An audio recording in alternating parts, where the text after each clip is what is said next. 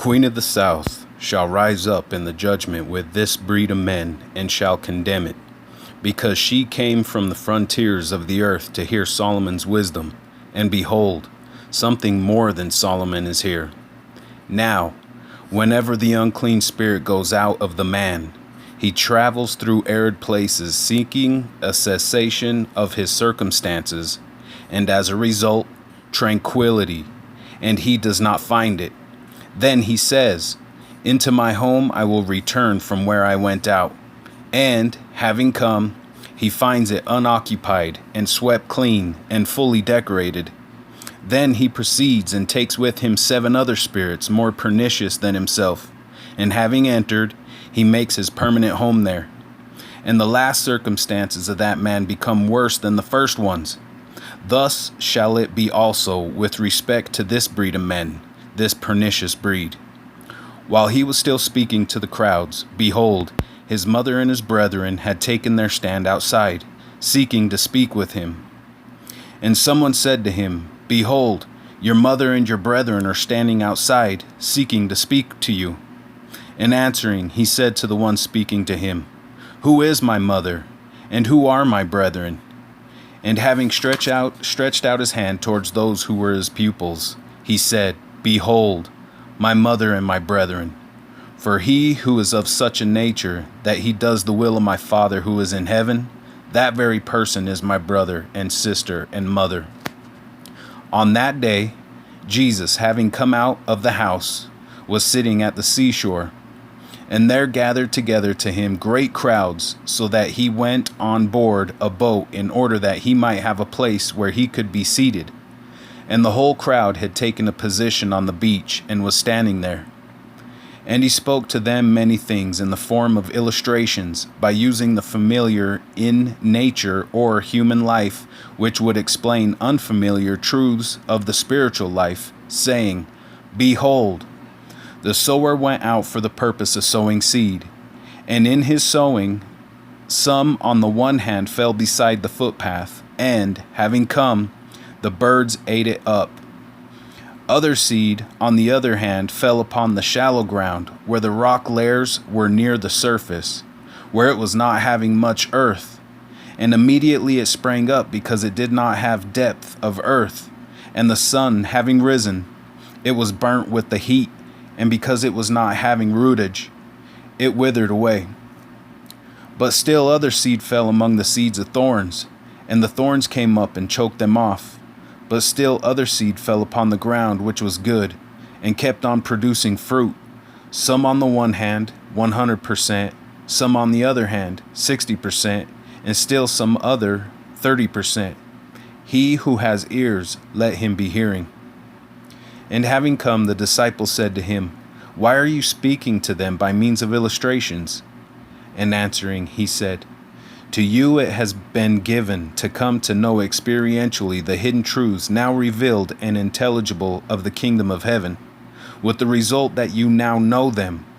But to those it has not been given, with the result that at present they are ignorant of them.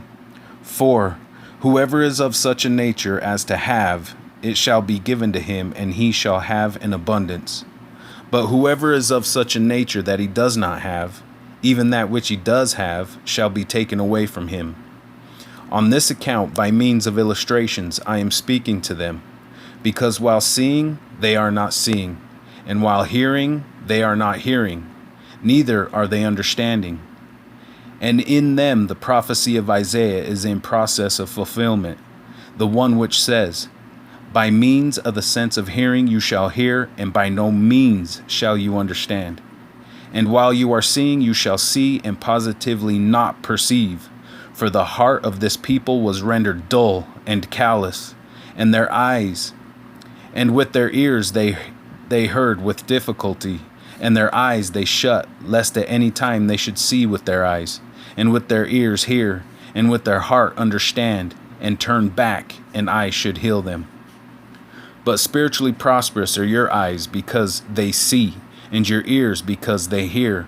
For assuredly, I am saying to you, many prophets and righteous men passionately desired to see the things which you are seeing, and did not see them, and to hear the things which you are hearing, and did not hear them. As for you, therefore, hear the illustration of the one who sows seed.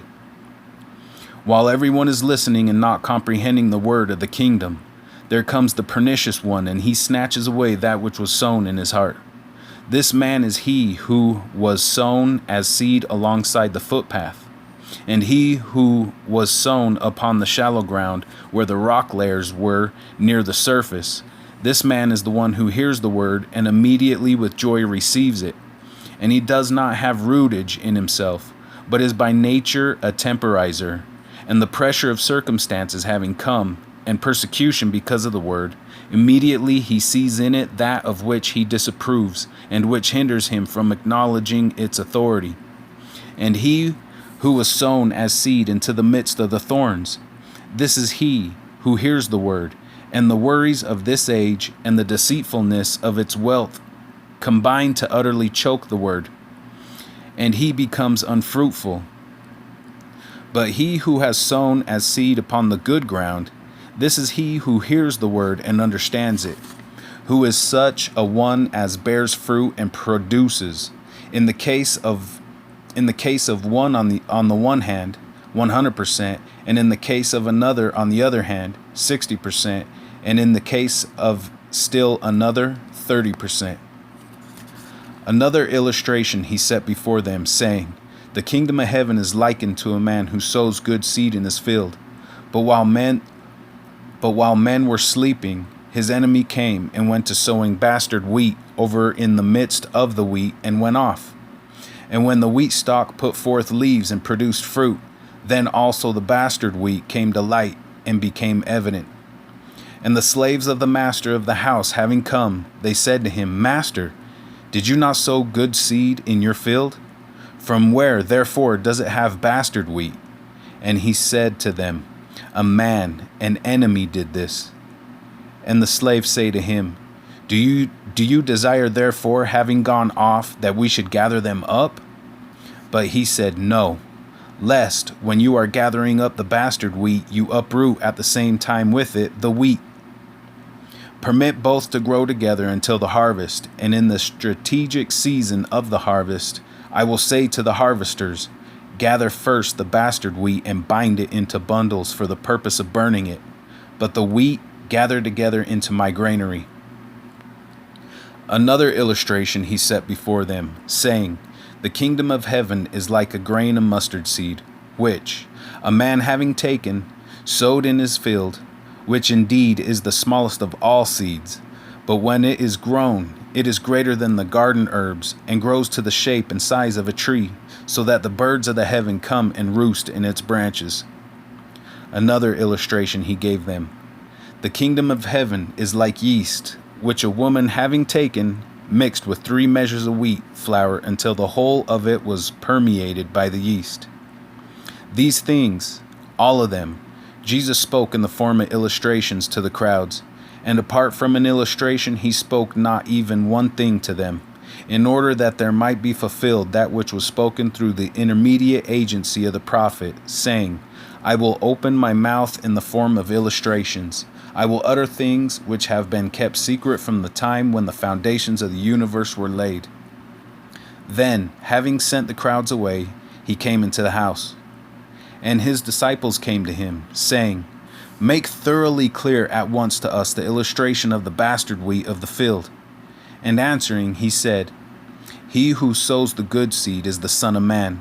Moreover, the field is the world, and the good seed, these are the sons of the kingdom. But the bastard wheat represents the sons of the pernicious one, and the enemy, the one who sowed it, is the devil. And the harvest is the consummation of the age, and the harvesters are angels.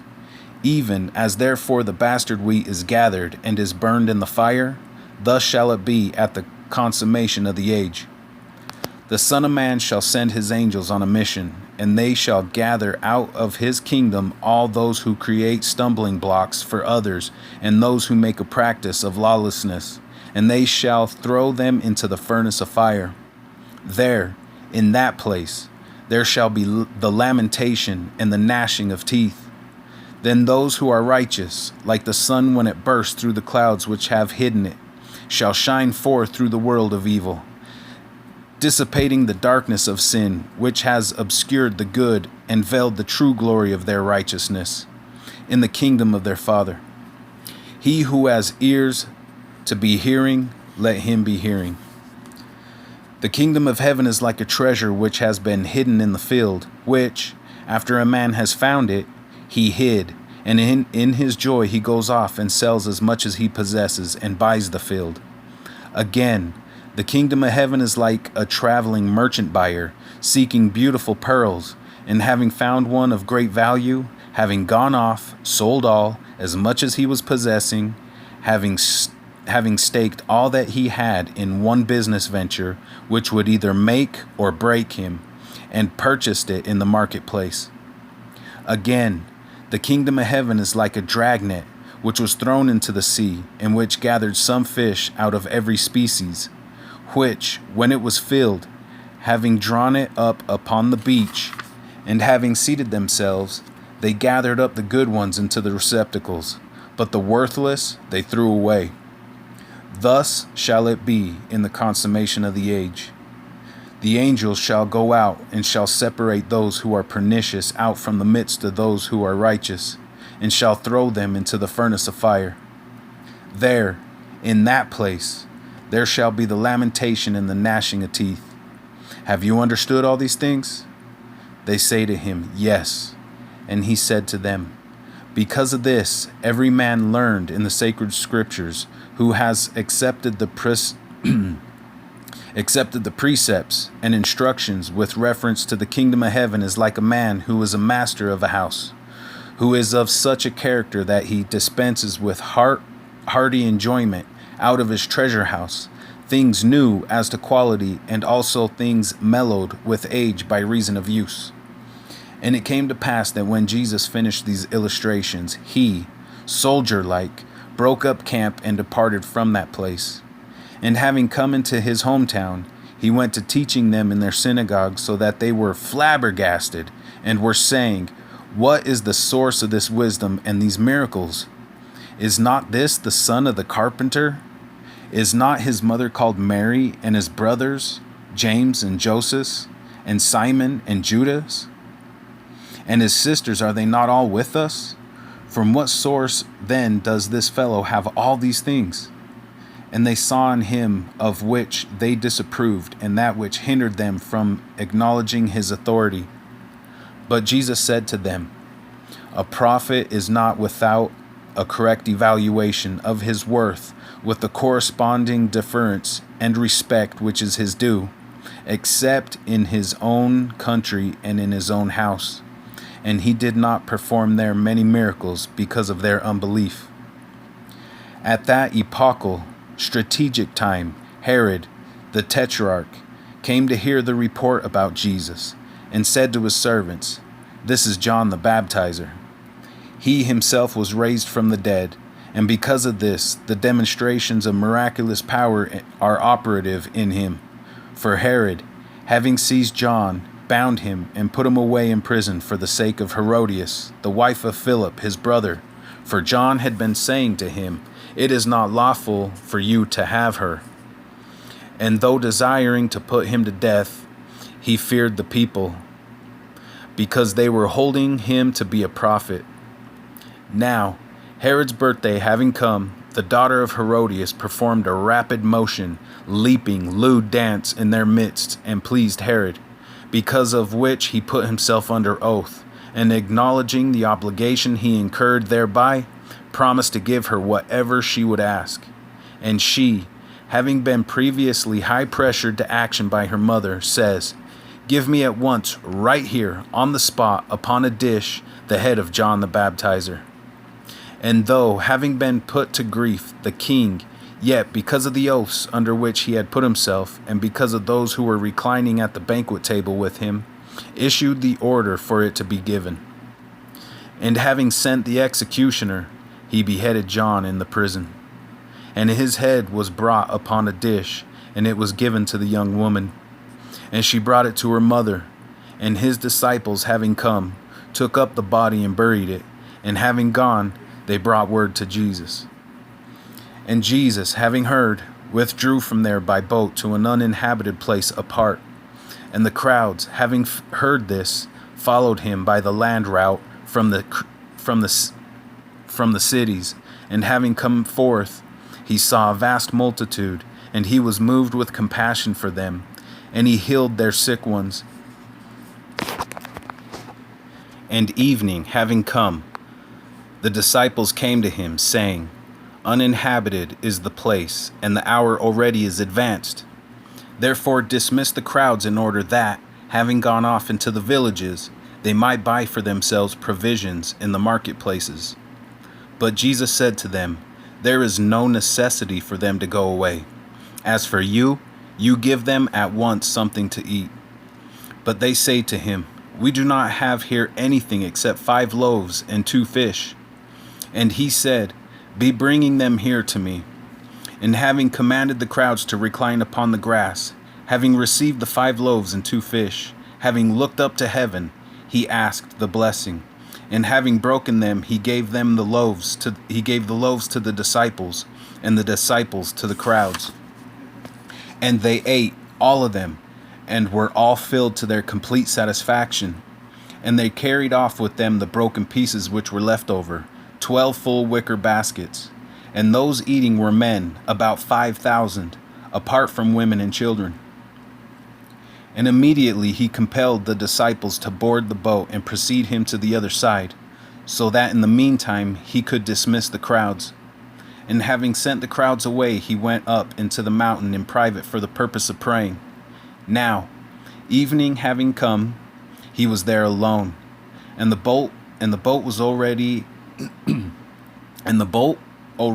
was distant from the land many furlongs, being tossed by the waves, for the wind was against them. Now, during the 4th watch of the night, he came to them, making his way upon the sea. But the disciples, having seen him walking directly upon the sea, his sandals in contact with the water, were terrified, saying, It is a phantasm. And they cried aloud for fear. And immediately Jesus spoke to them, saying, Be having courage, it is I, stop fearing. And answering him, Peter said, O Lord, since it is you, command me to come to you on the waves. And he said, Come at once. And having come down from the boat, Peter made his way upon the waves and came towards Jesus. But seeing the wind, he became afraid, and beginning to be sinking, he cried aloud, saying, O Lord, save me quickly. And immediately Jesus, having stretched out his hand, seized him, and says to him, O you of little faith, why did you waver? And after they had gone up into the wind grew weary of blowing and sank away. And those in the boat fell upon their knees in profound reverence and worshipped him, saying, Truly, Son of God by nature you are. And having crossed over, they came to the land of Gennesaret. And the men of that place, having received knowledge of him, sent word into the whole of that surrounding territory, and they brought to him all those who were sick, and kept on begging him that they might only touch the fringe of his outer garment. And as many as touched it were made whole. Then there come to Jesus from Jerusalem Pharisees, and the men learned in the sacred writings, saying, Why do those who follow your teaching sidestep the precepts which the elders received from previous generations and have handed down to us to be delivered to our successors? For they do not wash their hands in that traditionally ceremonial fashion whenever they eat bread. And answering, he said to them, As for you, why are you also sidestepping the commandment of God because of the precepts handed down to you? For God said, Be placing a correct evaluation upon your father and your mother, and be according them the reverence and veneration due them. And he who calls down curses upon father or mother, let him come to his end by death. But as for you, you are saying, Whoever says to his father or mother, It is a gift dedicated to God, whatever it may be by means of which you might derive help from me, he will positively not pay due reverence and respect to his father and his mother. In short, You deprived the word of God of its force and authority because of your precepts, which were handed down to you from your fathers. Actors on the stage of life that you are, playing a role of that which you are not. Most admirably and with consummate finesse did Isaiah prophesy concerning you, saying, This people places a correct evaluation upon me with their lips, and with lip service accords me all due reverence and veneration, but their heart holds back at a great distance from me. But in vain are they worshipping me, teaching precepts which by nature are commandments of mankind. And having called the crowd to himself, he said to them, Be hearing and be understanding. Not that which enters the mouth renders a man ceremonially unclean, but that which proceeds out of the mouth, this defiles the man. Then the disciples, having come, say to him, Do you know that the Pharisees, having heard the aforementioned word, took violent exception to it, finding in it that of which they disapproved, and that which hinders them from acknowledging your authority? But answering, he said, Every cultivated plant which my heavenly Father did not plant shall be pulled up by the roots. Let them alone. Blind leaders are they of the blind. And if a blind person is leading a blind person, both shall fall into the ditch. And Peter answering said to him, Explain the illustration to us. And he said, And as for you, are you even yet devoid of understanding? Do you not understand that everything which enters the mouth passes into the intestines and is ejected into that which is provided as a receptacle for it? But the things which proceed out of the mouth come out of the heart, and those things defile the man. For out of the heart come pernicious reasonings, murderers, adulteries, fornications, thefts, false testimonies, malicious slanders. These are the things which defile the man. But to eat with hands which have not been washed ceremonially does not defile the man. And having gone out from that place, Jesus withdrew into the country around Tyre and Sidon. And behold, a woman, a Canaanite from those regions, having come, cried out, saying, Have pity upon me quickly, O sir, son of David. My daughter is badly demonized. But he did not answer her a word. And his disciples having come, kept on begging him, saying, Send her off, because she is crying out after us. But he answering said, I was not sent off on a mission except to the sheep, the perishing ones that belong to the house of Israel. And having come, she fell upon her knees and touched her forehead to the ground in profound reverence before him, saying, Sir, be helping me. But answering, he said, It is not a fitting thing to take the bread which belongs to the children and throw it to their little pet dogs. But she said, Yes, indeed, sir, for also the little pet dogs are accustomed to eat from the little morsels which fall from the table of their masters. Then answering, Jesus said to her, O woman, great is your faith. Let it become to you as you desire. And her daughter was healed from that hour. And having passed over from that place, Jesus went to the shore of the Sea of Galilee. And having gone up into the mountain, he was sitting there. And there came to him large crowds, having with them those who were lame, maimed, blind, dumb, and many others having illnesses of a different nature. And they flung them to the ground at his feet.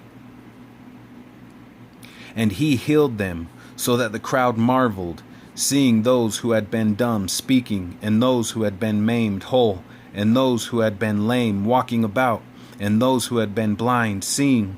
And they glorified the God of Israel.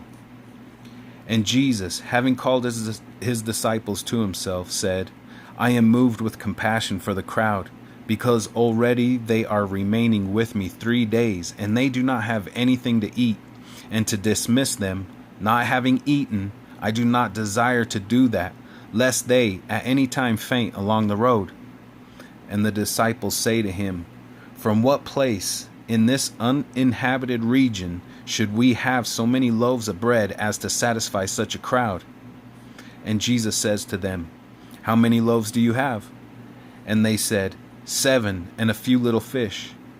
And having commanded the crowd to recline upon the ground, he took the 7 loaves and the fish, and having offered the blessing, he broke them, and kept on giving them to the disciples, and the disciples to the crowds. And they ate, all of them, and were completely satisfied. And the surplus of the broken pieces of food they took away, 7 full reed baskets. And those eating were 4,000 men, apart from women and children. And having sent off the crowds, he went on board the boat, and came to the regions of Magadan.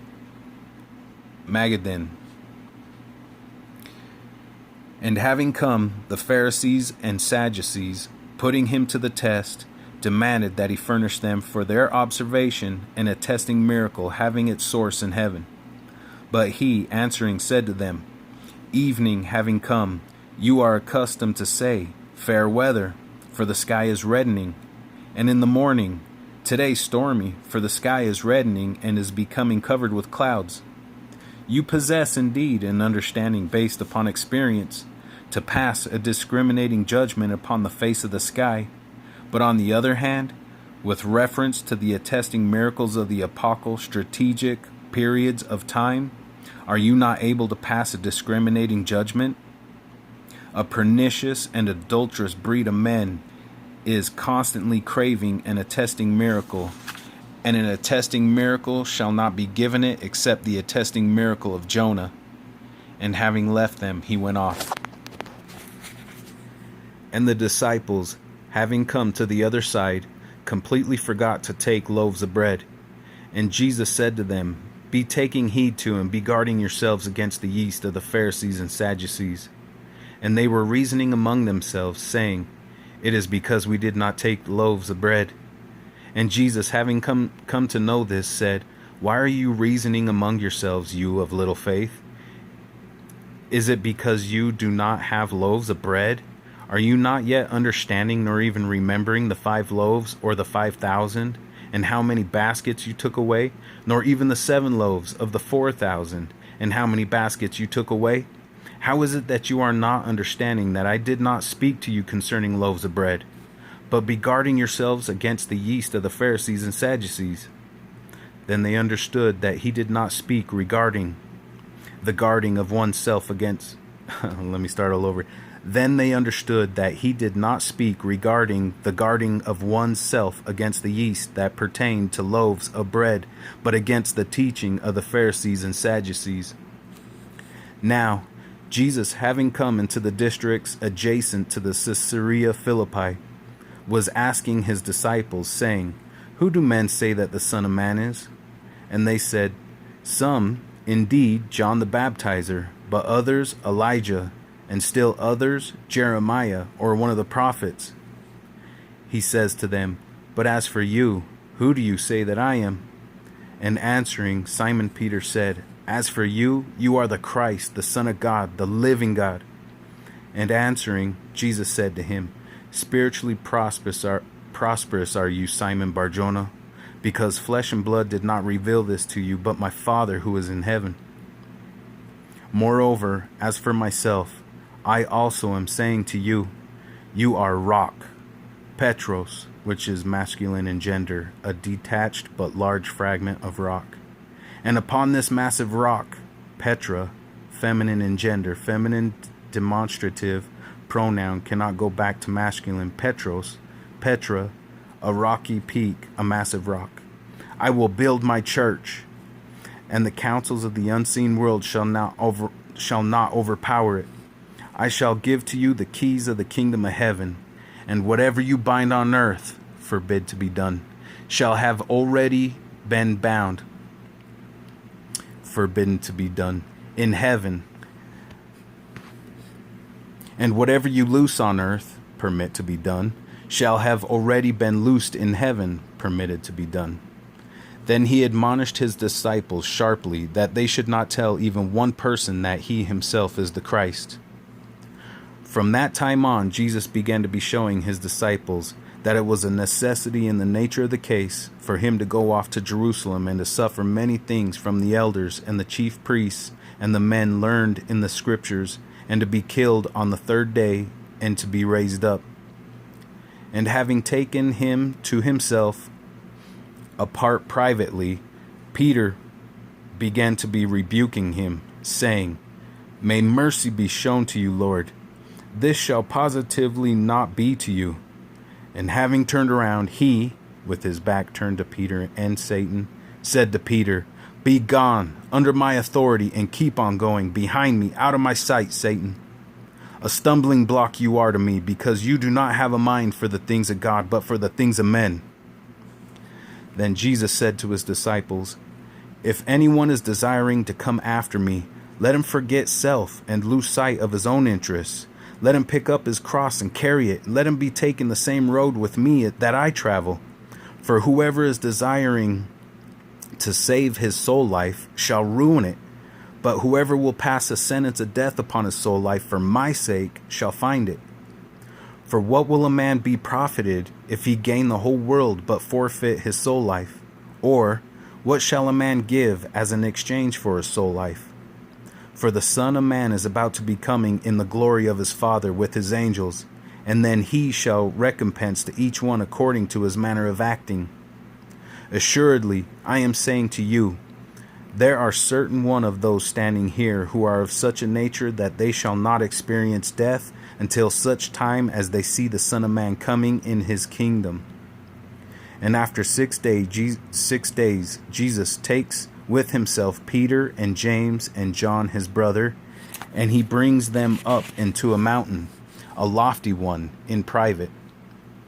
And the manner of his outward expression was changed before them, that expression coming from and being representative of his inner being. And his face took on a different appearance, so that it shone like the sun, and his outer garments became white like its light.